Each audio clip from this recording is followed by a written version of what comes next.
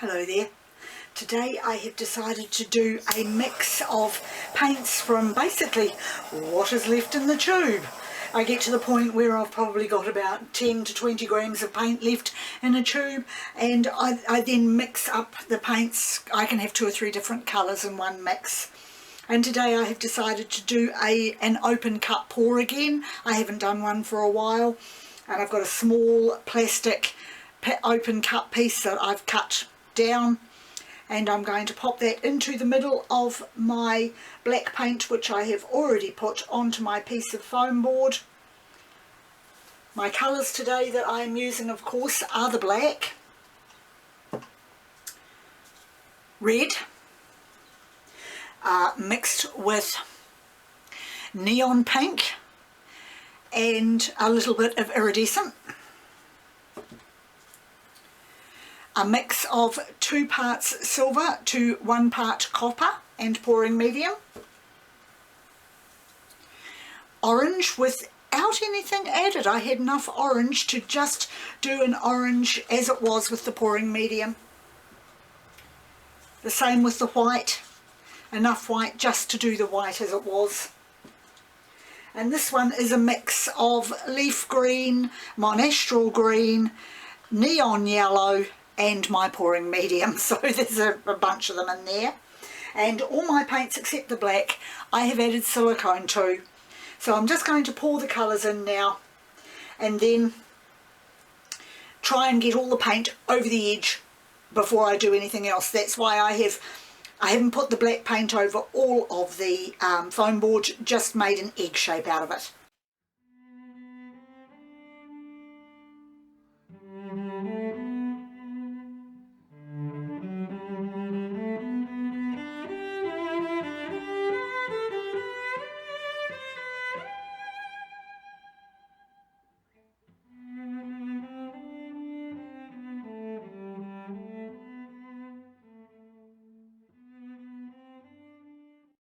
And this is where I stop and gently turn my board around, because I know that it is slanting in a different direction, and I want to see if it's going to make any difference if I turn my board around so that it starts heading back that way again.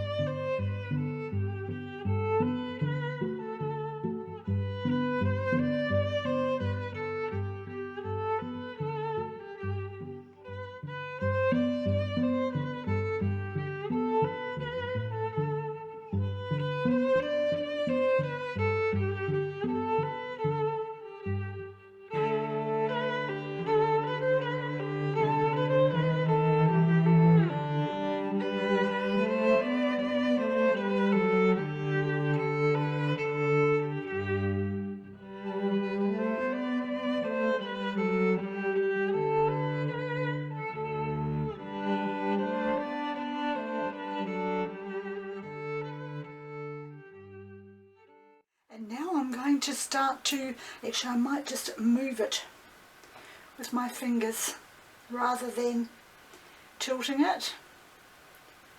I want to bring it back this way so I can encourage it to go over this end.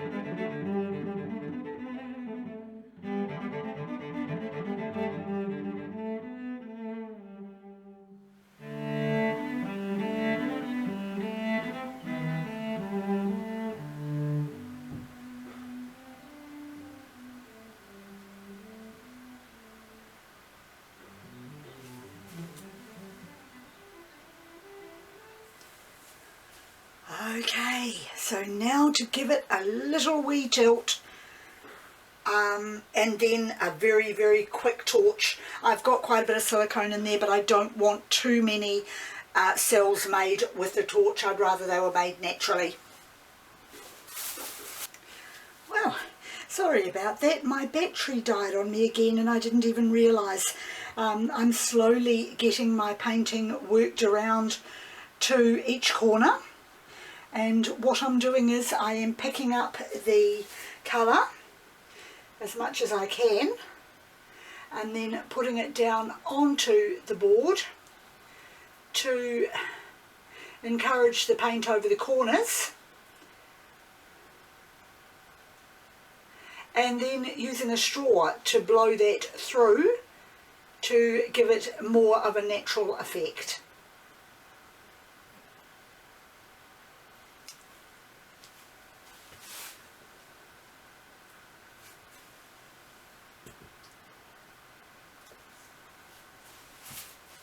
So I'll just blow this corner now.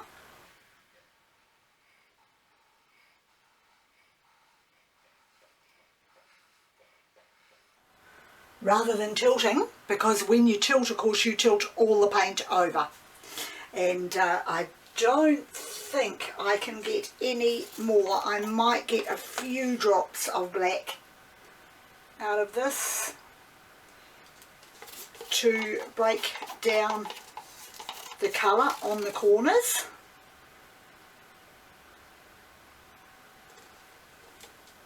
I think the others are fine. I might pop a wee dot on there just to break up that colour. Excellent. So that's smoothed itself out a little more.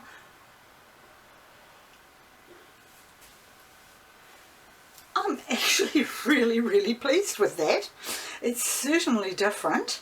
There's more green than I expected and very little of the white, but the other colours seem to have come through quite well. Now here's the fun part. I'm going to dot torch to see what happens, because as I said, I don't want cells made with the torch. I just like the natural ones, those pretty ones that are coming through, and the ones from the green. Ah, good. I'm just getting the dots. The actual bubbles are breaking up.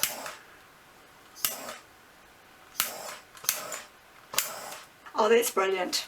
I was so worried I was going to get hundreds and hundreds and hundreds of cells all popping up, and I didn't want them. But I'm loving this. It's just I don't know, it's a picture of an explosion possibly in the sky, or maybe an underground cave that is lit by thousands of fireflies and shows up all the colours. I don't know, I just think it's absolutely gorgeous. And considering I haven't done a pour, open cut pour for a while, I'm really pleased with the way that's worked out. And I'm going to leave it. There is an awful lot of paint on there, but I didn't want to tilt it.